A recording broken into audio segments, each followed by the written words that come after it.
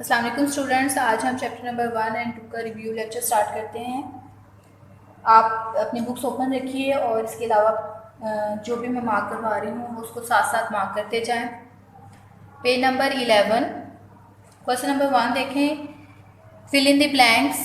Jabir bin Hayyan was an expert in chemistry. Number 2, the study of animals is called zoology. Number 3, Bu Ali Sina is called Aristotle of the Muslim world.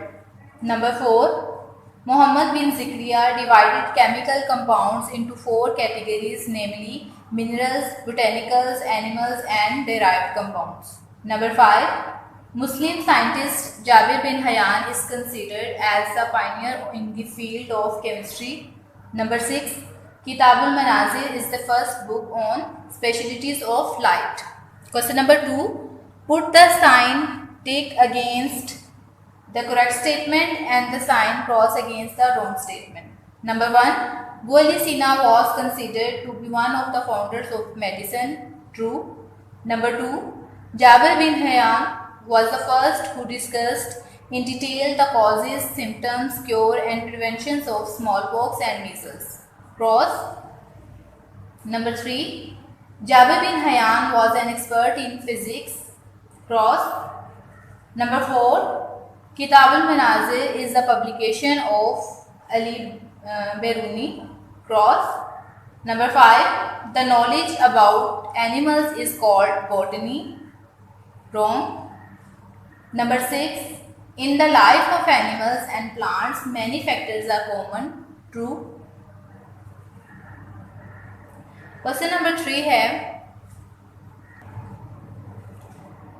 Identify the correct answer and encircle it from the following statements. Number 1, Ibn al-Haytham is related to the branch of science light.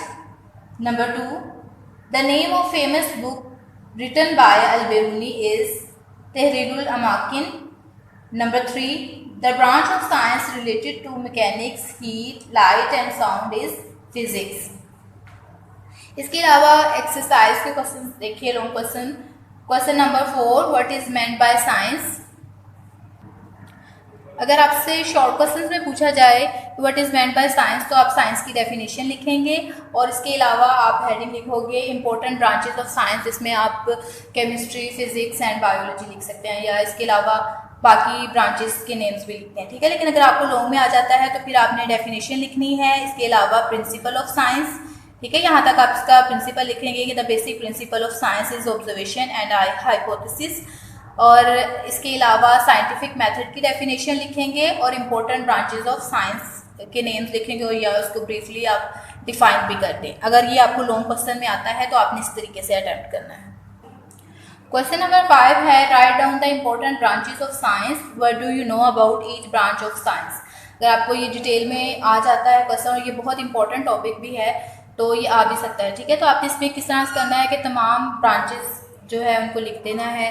इसमें आप इनका relationship of different branches of science में आपको ये important जो definitions है, ठीक है, ये जस्ट लिख दीजिएगा और इसके अलावा बाकी सारी डेफिनेशंस. और इसके अलावा क्वेश्चन नंबर 10 है, define biology, discuss that it is a branch of science. तो अगर आपको ये आ जाता है, ठीक है, बायोलॉजी, तो आपने इसमें बायो की डेफिनेशन लिखनी है और इसके अलावा आपने बॉटनी और जोलॉजी को एक्सप्लेन करना है, यानी यहाँ से लेकर आपने यहाँ तक इसका आंसर लिखना है. क्वेश्चन नंबर 6 है, write down the names of 2 Muslim scientists and give their important contribution to the service of science.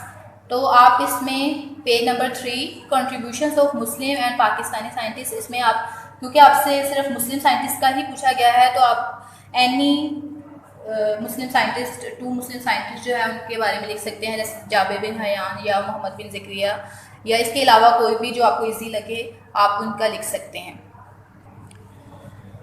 Question number 7 है, write down the names of a few Pakistani scientist and discuss their contributions.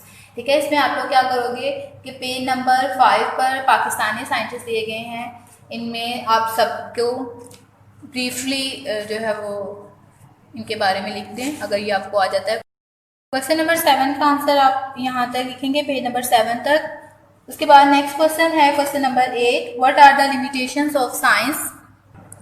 Question number 8 का answer आप page number 9 पर देखें, limitations of current science आप यहाँ से start करेंगे और पेज नंबर 10 पर यहाँ तक लिखेंगे। ठीक है, अगर आपको सेकेंड लेक्चर याद हो तो वहाँ मैंने आपको जो नोट्स थे उसमें हेडिंग्स लिखवाई थी, आपने वहाँ से देखकर हेडिंग्स नोट कर लेनी है। ठीक है, क्वेश्चन को हेडिंग्स के साथ अटेम्प्ट करना है आपने।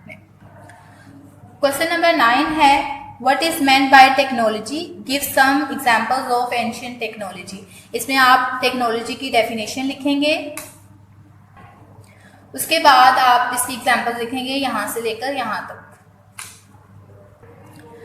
क्वेश्चन नंबर 10 मैं आपको पहले बता चुकी हूँ। क्वेश्चन नंबर 11 है the importance of science and knowledge have been discussed in the Holy Quran, write 2 verses of the Holy Quran to explain concept of science in Islam. आप यहाँ से लेकर पेज नंबर 3, ठीक है, यहाँ तक आप लोग लिखोगे। क्वेश्चन नंबर 12 है what is physics, write down the names of its important branches. इसमें आप फिजिक्स की डेफिनेशन लिखेंगे, उसके बाद इसकी इंपॉर्टेंट ब्रांचेस यानी mechanics, heat, light, sound, electricity etcetera are its main branches, ये आप इसकी ब्रांचेस लिखेंगे। नेक्स्ट हम चैप्टर नंबर 2 स्टार्ट करते हैं, आवर लाइफ इन केमिस्ट्री। इसमें आप ने वैसे तो ये पूरा टॉपिक ही, आपने हर टॉपिक को ही अच्छे तरीके से याद करना है, हर टॉपिक ही इम्पोर्टेंट है, लेकिन इसमें शॉर्ट क्वेश्चन में आपसे रेस्पिरेशन का पूछा जा सकता है। ठीक है, आपने रेस्पिरेशन को डिफाइन करना है। इसके अलावा यहाँ से respiration is the process by which living things use oxygen from the air to oxidize food substances in the body cells, और इसके अलावा आपने ये उसके साथ इसकी इक्वेशन लिखनी है। ठीक है, इसी तरह फोटोसिंथेसिस की डेफिनेशन आप यहाँ से ये लेकर यहाँ तक लिखेंगे और इसके अलावा उसकी इक्वेशन लिखेंगे। ठीक है, page number 16 carbon and its importance. इसमें एलोट्रोपिक फॉर्म्स ऑफ कार्बन बहुत इंपॉर्टेंट टॉपिक है, आपने इसको अच्छे तरीके से याद करना है। इसमें एलोट्रोपिक की डेफिनेशन या एलोट्रोपिक फॉर्म्स की डेफिनेशन आपको आनी चाहिए, और आपने अगर आपसे सिर्फ उसकी क्रिस्टलाइन फॉर्म्स के बारे में पूछा जाता है तो फिर आपने यहाँ तक लिखना है। ठीक है, उसकी क्रिस्टलाइन फॉर्म्स, या अगर आपको डिटेल नोट आ जाता है तो आपने क्रिस्टलाइन और नॉन क्रिस्टलाइन उसकी जो फॉर्म्स है यानी एलोट्रोपिक और नॉन एलोट्रोपिक फॉर्म्स, उन दोनों के बारे में ही लिखना है, यहाँ तक आप लिखेंगे। इसके अलावा आपको ऑर्गेनिक केमिस्ट्री की डेफिनेशन आनी चाहिए। ठीक है, जो कि पेज नंबर 17 पर दी गई है, और इसके अलावा आपको इसकी एग्जांपल्स भी आनी चाहिए, जैसे कि आपकी पेज नंबर 18 पे दी गई हैं fossil fuels, petroleum, coal and peat. इसके अलावा carbohydrates, protein and fats are the organic compounds. इसके अलावा आपको पेज नंबर 19 पर जो ब्लॉक्स दिए गए हैं, ग्रीन ब्लॉक्स, ठीक है, ये बहुत इंपॉर्टेंट है, आपने ये भी सभी याद करने हैं। जैसे कि यहाँ पर बताया गया है इथीन गैस के बारे में। इथीन गैस एक ऑर्गेनिक कंपाउंड है। ठीक है, इसको फ्रूट्स वगैरह को राइपन करने के लिए यानी पकाने के लिए यूज़ किया जाता है, जैसे कि बनाना वगैरह को। तो इसमें क्या होता है कि इसको एक ऐसे एनवायरनमेंट में रखा जाता है जहाँ पर high concentration of ethene gas की होती है। तो इससे क्या होता है कि वो जो भी कच्चे फल होते हैं वो पक जाते हैं due to high concentration of ethene gas. इसके अलावा नेक्स्ट जो पेज पे बताया गया है, the body of young boys contain approximately 35 liters of water. This is over 2/3 of the body weight. However, girls have very slightly less water per body weight. It is for the reason that certain medicines or drugs are faster acting on girls than on boys. यानी boys की body में 35 liters water होता है, जिसकी concentration जो है वो girls की निस्बत ज़्यादा होती है। उसकी वजह ये है कि गर्ल्स में जो ड्रग्स या मेडिसिन्स का एक्शन है वो बॉयज़ में की निस्बत जो है वो फास्टर होता है। इसके अलावा क्वेश्चन नंबर 4 है why do the water expands on freezing, और क्वेश्चन नंबर 5 इसमें है write the notes on properties of water. तो ये टॉपिक जो है क्वेश्चन नंबर 5 का सेकंड जो पार्ट है उसका आंसर है, यहाँ से लेकर आपने नेक्स्ट पेज पर एंड तक, यहाँ तक आप इसका आंसर लिखेंगे। ठीक है, और अगर आपको आ जाता है why do water expand on freezing, तो आप यहाँ यहाँ तक लिखेंगे आप।